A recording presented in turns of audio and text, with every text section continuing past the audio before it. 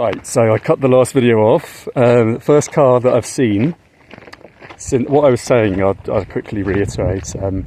I came in the only marshrutka of the day, which is like a shared taxi, so shared, almost like a little bus, basically, public transportation. And on the way, only one car was seen, and that's going in our direction and then coming back. And I think it's 56 kilometers, so it's no short feat. So then I was worried. Well, you know, if that's between the biggest city in the whole region to this is the exclave, by the way, or enclave. I still haven't bothered to Google which is which.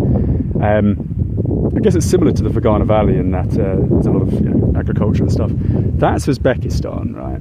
And then behind it again, the hills, that's Kyrgyzstan, and I'm on Kyrgyzstan's territory now. So the last video cut off because the second car that I've seen thus far stopped, and he was so close to not giving me a lift in the most crazy way as well. So you had a woman in the back who was breastfeeding, which I always think is awkward. Do you say hello to women breastfeeding or not? I'm not sure. Anyway, I made eye contact with her twice and said hello. Well, she was in the sesh, so it's always super awkward. And there was a kid on the back seat, and then this chap and his wife in the front seat. And on the third seat, there was just like a handbag, and like I think a handbag and a pot. And the guy was just looked at me, he's like, mate, no room, basically. That's what he said in Kyrgyz, presumably, or Russian.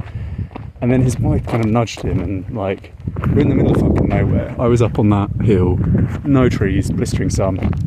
Obviously, it's my decision. I've got plenty of water. It's not, it's not an issue. I've just eaten a meal before I left. I've got 3.5 litres of water with me, sun lotion, power bank, extra phone, a lighter if I need to light a fire and I'm stuck up here. It doesn't really bother me. But yeah, it's always funny. The guys are always super suspicious, I guess, because it's kind of primal. It's like you want to look after your family. Strange fucking man in the desert. Like, it's really, something that I guess is a bit weird if I was in his perspective. Anyway, he was friendly enough. His wife gave him a nudge. She went in the back seat. They gave me a lift, which is great. It's just that section there.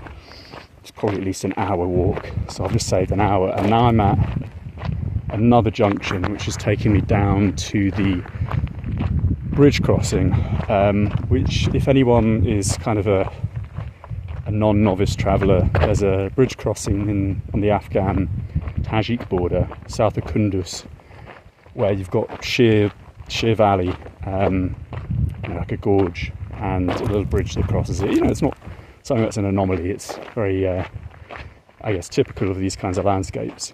But it looks like that from what I've seen. And then from there, it's also still quite a long distance. I think from the town that I've just been dropped off in, I believe the road is 24 k's. The map is a bit deceptive and not entirely accurate, but the next junction there is 2 more villages. They get progressively smaller every time, perhaps not even a village, like a hamlet. I think it's possible. Yeah, it's certainly possible walking. The walking estimate was 6 hours from the place I got dropped off, which is Shogent, I think.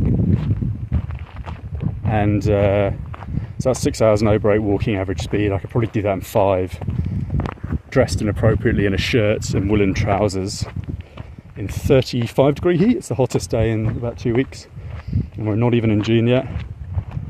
So yeah, I imagine 5 hours, that would give me, what time is it now? I have no idea. I think it would give me like an hour of daylight, an hour and a half of kind of sunset, and then I'd be stuck in the dark. So I get to see it. That's my aim, basically. Like I said, I don't really, I've got no care about getting stuck up in the mountains. At the end of the day, if I need to walk back, at that point it's cold anyway. I think I've got sufficient water.